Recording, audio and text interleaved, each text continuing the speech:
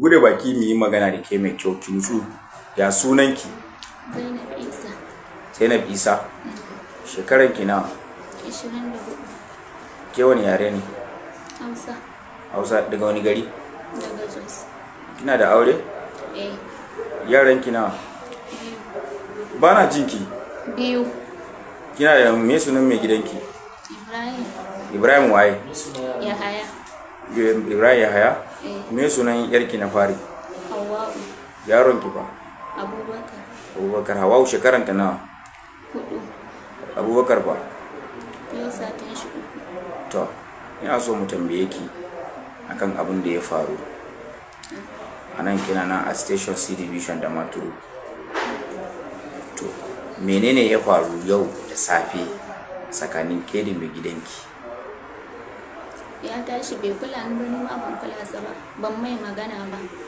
Sai na ce ba ma yarinyar mu karama ta je ta siyo gawayi. Ya bata ta je ta siyo gawayin sai ta tashi. Nawa ya bata? 200. Sai ta je ta siyo, da ta siyo ta kamun sai na hura wuta na ɗaura ruwa. Na ɗaura ruwa sai na shiga ɗaki, bai ce min ba, ban ce mai ba. Sai na da ruwan yayi zafi sai na ɗigo sai na zo na mai yaro na wanka. Da na mai wanka dama ni ma din ina wankan jego ne. Sai na tashi ni ma din na juya ruwan na kai shi bayan gida akan zanyi, sai dan yana ta kuka shi kuma sai bai kula ba. Sai na tashi da na ɗauko yaron sai na jijjiga shi, sai na ce magaramar yarinyar ta wata zauna ta sa mai hannun ta ya dinga tsotsa kafin na fito daga wankan. Da na fito daga wankan sai na ce mai ai tsakanina da kai ne nake faɗa ba da yara ba, amma kana ji dan yana kuka kayi shiru ba ka kula shi ba. Sai ya ce min ina ɗana ne. Sai na ce eh ɗana ne. Sai na koma ɗaki. Na koma ɗaki sai ya haɗa wayoyin shi zai fita. Sai na ce to kuɗin cefa nan fa. Sai ya ce in danne shi na ƙwata. Sai na ce ni ban da ƙarfin da zan danne ka na ƙwata, amma ka bani, ai ka san dai jego nake yi. Hakan da na ce mai kawai sai ya wanka min mari, sai ya ɗaga ni ya buga ni da ƙasa. Ina ni ban da kunya, to sai yi maganin rashin kunya na. Sai na saka ihu. Sai makociyata sai ta ji, sai ta fito ta shigo gida. Sai na ce mama Amira ki duba meye na mai, amma ya kama ni ya ɗaga ni ta gurin ɗinki na ya buga ni da ƙasa, baya ma tunanin abin da nake. Sai ya ce min eh na buga kin. Sai na shiga kicin sai na ɗauko wuka. Kai ta ce a'a maman Islam ki ajiye wukan nan. Sai na ce to bari ki gani. Sai ya taho haka sai ya naushe ni haka a ciki, ni kuma wukan tana hannuna, ban san da ta cake shi ba.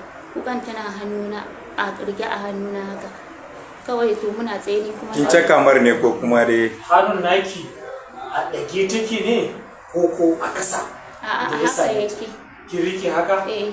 To kin rike haka, kin san in kika rike wuka haka, in mutum ne zai ta kokan kin san ba zai kaifi ba, zai shige shi sosai ba, ko da kin caka shi. Ai yanzu abu ya riga ya faru. Ba caka mishi ne ba wallahi. eh Wukan yana rike haka hannuna, da ya tokare ni haka da kafansa. To sai wukan ne kuma ban san da ta cike shi ba, Allah ya gani. to waye ne lokacin da kika cike shi din yana nan?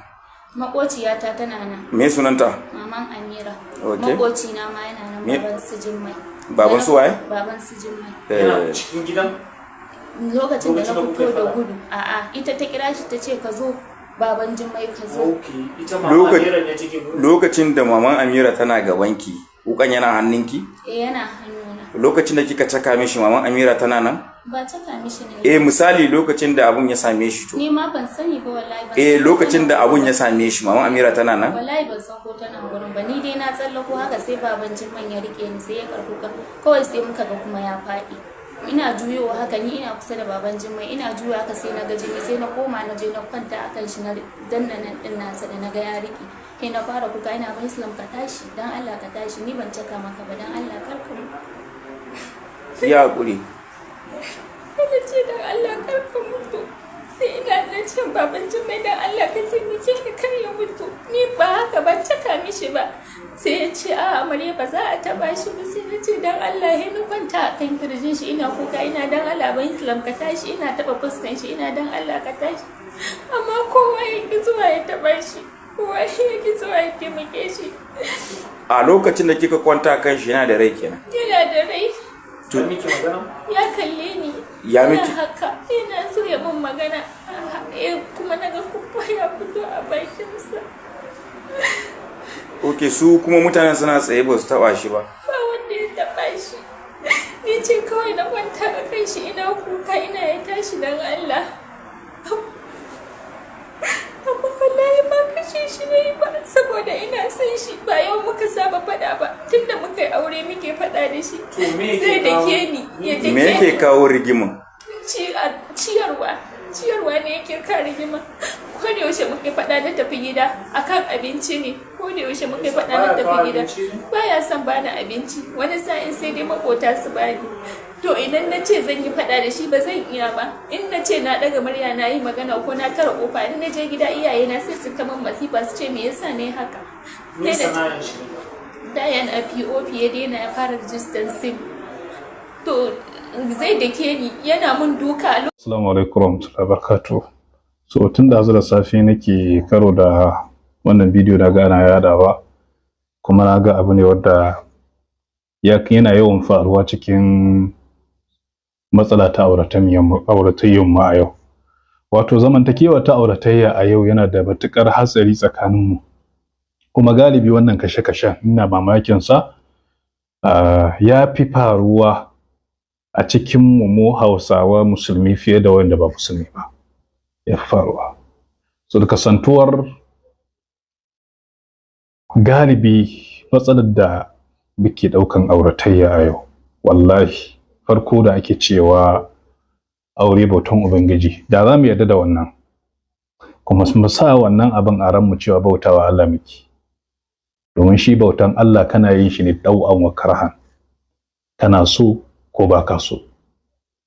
Kana sallah dau'an wa karhan, Allah ne ya ce dole kai kuma dole kai. So wallahi matsalar da muke fama da ita a yau wanda ya jawo auratayya ta sai ke samun matsala, wallahi ba mu dauki wannan auren a matsayin ibada ba. Kuma galibi ba mu karanta zamantakewa ba, mun jahilci mu'ashara. Ayoyin Qur'anin nan ba abin da ya bari.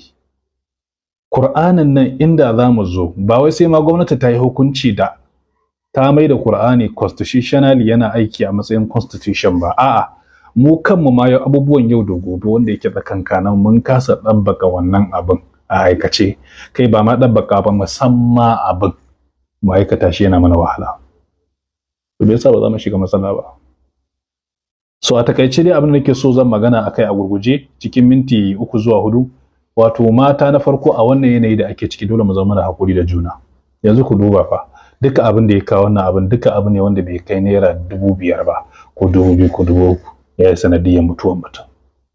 Shi yasa zamu ga manzon Allah sallallahu alaihi wa alihi wa sallam yana wani magana, yana cewa kamar zai zo cikin hadisi, Annabi sallallahu alaihi wasallam yana cewa la yushiru ahadukum ala akhihi bisilah, kaddayanku da wasa ya dauki makami ya kwatanta dan uwansa da shi, ko da wasa ne. Manzo Allah ce fa innahu la yajri la alla shaytana yanzi'u fi yadihi fa yaqa'u fi hufratin minan nar. Annabi ya ce me yiwa shedan zai iya zuwa ya fiske makamin baka sani ba, domin ai shedan yana zigi ai. Kamar misali kisan da Qabila wa Habila, ai fatawwa'at nafsuhu qatl akhihi, ransa ne shedan kuma ya bada zigi. To kaga a wannan abin Annabi ya ce ina jin tsoron kar shedan ya bada tasiri har makami ya kai ga ya jefa kan kaje ka kashe wani ya zama sanadiyan shigan kauta. Bala'in da aka shiga yanzu yafi bala'in da ta shiga yafi bala'in rashin cefan gida. So a takaice mu kuma maza duk galibi zaka samu kafin namiji ka je ya kashe matarsa, ana son tausayi da rahama tare da mace. Kafin ka ji namiji ya kashe matarsa, ka ji mata 10 sun kashe mazajensu. Where are the feminism sympathizers? Ina 'yan feminism da suke zuwa suna cewa mata ku kaci haƙƙinku, mata ku tashi tsaye, mazaje sun bautar da ku. To mu ba bautar da mu akai ba, a'a kashe mazajen mata ke akai. Duk da wannan abin kana ganin tsautsayi ne, sharrin shedan ne, ba mu san menene ba, saboda ka san shi magana matsala in ya faru kana da buƙatan jin bangare biyu. To bangare na biyun wanda za a ji shi ya mutu, ita bangaren ta aka ji, amma za a so a ji kuma shi kuma bangaren sa mana. So a takaice kaga kun ga irin wa'annan abubuwan is very very very very dangerous, wallahi khatir, abu ne wanda yake da hatsari gaya. Saboda haka abin da nake so jama'a mu fahimta, wallahi mu dawo mu shi yasa tun farko matsala suke samu, ta ce suna yin samun problem, amma Allah ya gaya mana da in mun samu problem za mu yi. Allah ya faɗa cikin suratul nisa aya ta 35, Allah ya ce wa in khiftum shiqaqa bainihima fab'athu hakaman min ahli wa hakaman min ahliha in yurida islahan Allah ya ce yuwaffiqullahu bainahuma inna Allaha kana aliman khabira. Idan har aka samu matsala tsakanin mace da miji, sai aka ce a kaiwa ahalinta a kaiwa ahalinsa, sai a haɗu. Idan akwai wasu Allah zai daidaita tsakaninsu. Amma ku duba yadda ake barin ma'aurata kowa na gaban kansa. Wannan ko so da ya ga mace ta yi barazana ko wani abu makamancin wannan, wallahi a zo a zauna a zaman dandalewa. It's very very important. Yana da matukar hatsari. Saboda haka kun gani? Kun ga halin da ake ciki, halin talaucin nan da ake ciki, kowa yana ji a jika. So amma ya zama dole su mata su hakuri, kai kuma namiji da ya wajaba ka sauke haƙƙinta, kai kuma dole kai mata magana mai daɗi. Galibi mazaje a irin wannan babin ko muna da problem. Ka je ka dawo baka samu ba, ka aje irin mutane. Wallahi ko ka dawo din nan yana da kyau magana mai daɗi. So uwar gida magana ce fa ta fahimtar juna kawai. In kuma ka auro mace mai tarbiyya, uwar gida wallahi an je ba a samu abubuwa ba, yaki ganin za a yi ba wata dabara ta za a yi. Wannan wani abu ne na daban. So amma ka dawo ka bata rai, ta tambaye ka faɗa mata maganan banza, ita ma tana ganin haƙƙin ka ne kai haka. So wannan da kyau mu haƙurtar da junanmu. Allah ta'ala yana faɗi ke cewa mun sanya wato ainihin jarabawa tsakanin ku fitina. Allah ya ce a tasbiru, za ku yi haƙuri ko ba za ku yi ba, tasbiru za ku yi haƙuri ko ba za ku yi ba. Allah ta'ala muke roƙo ya gafarta masa. Ita kuma a duba, hukuma ta duba yiwuwar haƙiƙanin lamarin, domin kisa kala biyu ne. Akwai shubu amd, akwai wato amdan kenan, akwai amd. Akwai kisa mai kama da ganganci, wannan ba a kashe wanda ya yi. Akwai kisan kuma da yake wato directly da gangan mutum ya yi, shi ne ake kashe mutum a kai. Allah ka shirya da mu, ka ganar da mu, mata a ji tsoron Allah, a zauna tsakani ga Allah na mai. Mu ɗauki aure a matsayin ibada. Wato idan muka ɗauki aure a matsayin ibada, to shi zai sa a rika haƙuri da juna, ko yaya ne za ki gane ibada kike yi, shi ma zai gane bautan Allah yake, duk abin da yake miki bautawa Allah yake. Allah ka ganar da mu. Assalamu alaikum.